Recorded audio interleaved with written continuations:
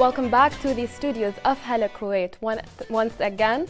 And right now we are joined by Mr. Jassim Al-Awadi for our first interview segment of the evening. He is the founder of Kuwait Commute. Mr. Jassim, thank you for joining us first of all. Thank you for inviting me. It's a pleasure. So, Mr. Jassim, before we get into Kuwait Commute and what you're trying to do with public transport in Kuwait, I think our audience would love to hear more about you personally and your background first. My name is Jassim Al-Awadi. I work in the private sector.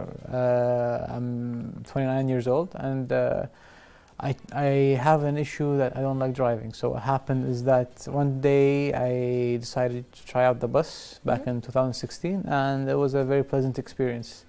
And from that, after a couple of years, I thought that we have an issue in Kuwait that we have to tackle, which is traffic and public transportation, and that was where I decided, me and my colleagues, to form an initiative aimed to raise awareness about public transportation in Kuwait and the traffic situation. Okay, so these colleagues with you, they also have a problem with the traffic in Kuwait, and that's why you all came together to start Kuwait Commute? My colleagues, what brought us together is that we wanted to implement change. And that was back in the summer, in which a friend of mine, I'd like to say hi to, Mshari, told me that I have a couple of students in the College of Architecture who designed a project pertaining to sustainability, and they designed a public bus stop. Okay. So he told me, let me put you in touch with them and see what might happen with them.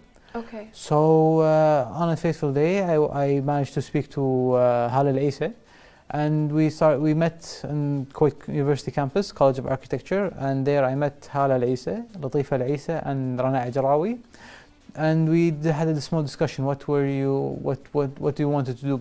So I told them I'm trying to do an initiative, and if you were willing to join to see how we can take this further, and they were very passionate about it, and they decided to, yes, let's do this. Okay, can you first clarify to our audiences what Kuwait Commute is all about? Kuwait Commute is an initiative trying to raise awareness about Kuwait's traffic issue and also the public transportation system that we are having in Kuwait. And we want to do this by, first of all, raising awareness and trying to open a discussion with the public about the need of public transportation in our lives. Okay, so why is there a need? I mean, what advantages are there to both the people and the state of Kuwait, the government, and the environment in taking public transport rather than our own private transport?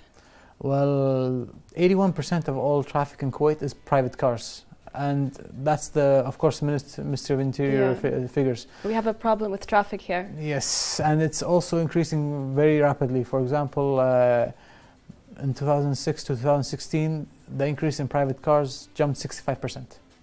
So we have to find a way to go about our lives, and also to help mitigate the increasing traffic situation. Okay. Since 2006 to 2016, the rate of increase of roads has been about 2%, and the rate of increase of cars has been 5%. So at the moment, we cannot really rely on building more roads, and also the matter of fact that in the same period, bus ridership was at 5% and dropped to 2%. Even worse then? Yes. So I think it's going to benefit everyone. For example, it's easier to, it's more convenient. You don't have to look for parking. You don't have to fight with people on the roads. And also it's more environmentally safe. It's been proven time and time again that mass transit, and in our case buses, is more environmentally friendly than taking all of our cars. For example, the one bus takes 75 people. One full bus takes 75 people. 5 people? 75. 75. So imagine those 75 people all in one road. That's how much environmental impact do they inflict on the environment. And also it benefits the government because the spending on infrastructure can be used more wisely, and can also help prolong the current infrastructure in Kuwait. Okay. Now you were saying that bus ridership went down from 5% to 2%. So why is it on the decline? Most of it has been because one of the three operators' numbers has been decreasing for a while, but also overall people just there's no attractiveness to riding the buses and public transportation in Kuwait. As an example, I had a presentation in Salmiya and in my car it will take me 25 minutes to go there, but in the bus it took me 2 hours. Wow. 2 hours, yes. Wow. And if I wanted to do this every day, it's impossible. Did you miss your presentation? No, I left really early. Okay, good. You planned left, ahead. Yes. I had a kind of a hunch that it might take me a while, but I would never have guessed it took me 2 hours. So why is it takes you 2 hours? I mean, is the bus stopping at several times? What's the problem here? First of all, there is no straight direct route from where I live to Salmiya, for example, in this case. So what happens is that I have to go take a bus change, and then that other bus goes to only the congested areas. So it would stop several times, and also because of the bus ridership need, it stops in very random locations. It would stop literally on the side of the road to pick people up and go about. And this is the case on the whole view of public transportation in Kuwait. Okay, so it's not organized, you're saying? It's not organized, and the thing is that these companies are doing the best that they can with what they have. Okay, right. They have, yeah. So it has to be more organized. If you go to any city in any place around the world, there's only one bus company or one entity that organizes the bus routes. But in Kuwait, that entity does not exist, or to be more accurate, it's not active. Right, so these bus systems need to come together, they need to be centralized by the government.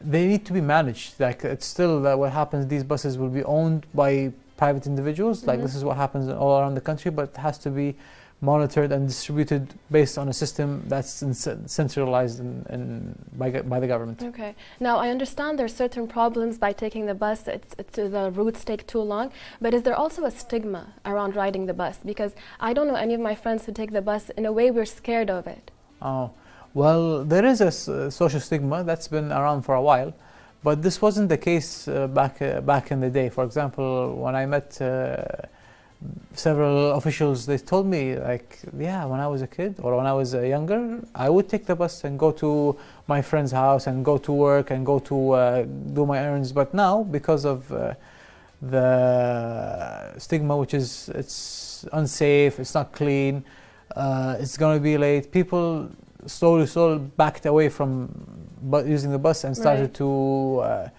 look for other means of transportation. Right. And this is the case right now, in which the bus system only caters to blue collars. And for example, a couple of days ago, I wanted to go back to my house, and the street that I was in was empty, but there were 8 buses, all of them going to one location in blue collar area. The same location? All of them. All 8? All 8. Okay. All 8. So that 8, which carries about maybe, let's say, 600 people, were going to all the same location, and they had nobody in. Okay. So, Mr. Jassim, I want to know about what Kuwait Commute does to help tackle these issues. Well, first of all, we're trying to engage the public. And also, by engaging the public, we get to start a discussion about the importance of public transportation. We're doing this by social media, and also by having presentations in universities and discussion platforms. Okay. Can you tell us more about your team? Because specifically, I understand that one of your team members was just part of a sustainability competition, something like that? Yes. Well, my friend Mshari, when he put me together with architects from Kuwait University who were very active in social causes, I met part of the team who were Hala architect Hala al-Aisa, architect Latif al-Aisa, and architect Rana Ajrawi. They've been really helping me out in terms of getting new ideas, in terms of research, in terms of also presenting, and also helping out in our ways of communicating with the public. And also my good friend Abdullah Radan is part of the team. He's currently he works from Dubai and Kuwait.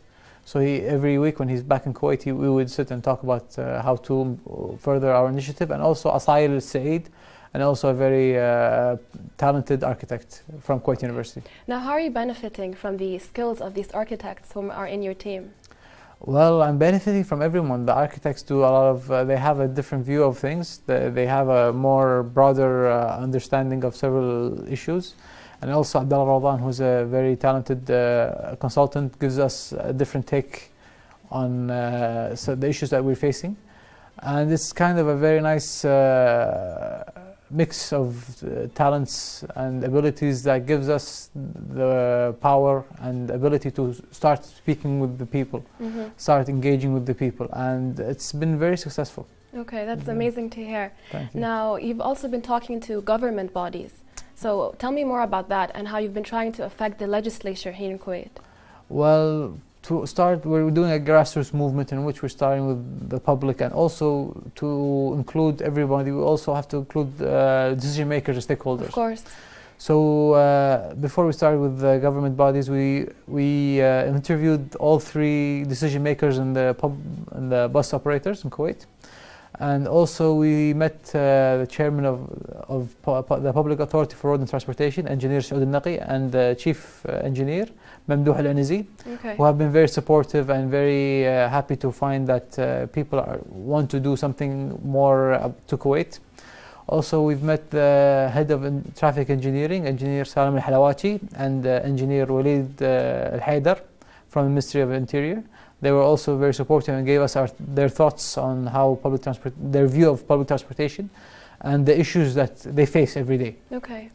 And also we met the general manager of Kuwait Municipality, Engineer Ahmed al-Manfouhi, in which he was really excited and happy to find that people want to start bringing attention to such an important apparatus in Kuwait, which is public transportation.